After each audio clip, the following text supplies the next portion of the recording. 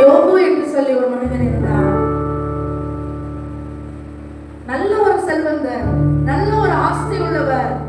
அவரை பார்த்த உடனே கையெடுத்து கும்பிடுவதற்கு அநேக மக்கள் இருந்தாங்க. பெரிய ஐஸ்வர்யவான். ஆனா அவனுடைய வாழ்க்கையிலும் சோதனை வந்தது.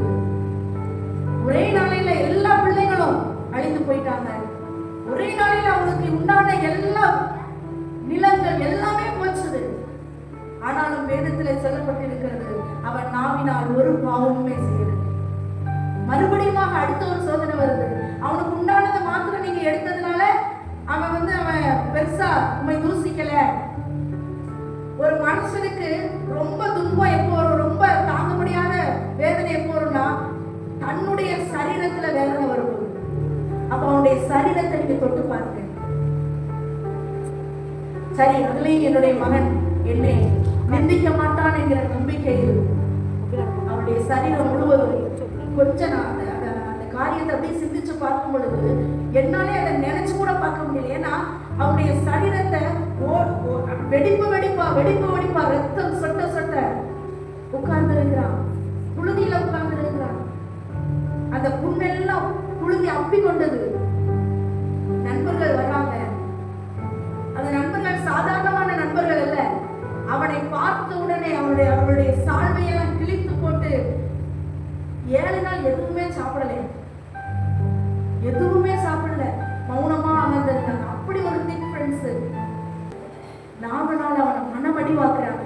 நீ ஏதோ தப்பு பண்ணிருப்ப, ஏற்கனவே நொந்து போயிருக்க, நொந்த புண்ணுல வேலை பார்த்த மாதிரி மறுபடி அவனை நோக்கி பல அம்புகள் காக்கப்படுகிறது. அவனால முடியல. ஆனா அந்த சூழ்நிலையிலும் அவன் தேவனை மறுதலிக்கவில்லை. அல்லேலூயா, அல்லேலூயா.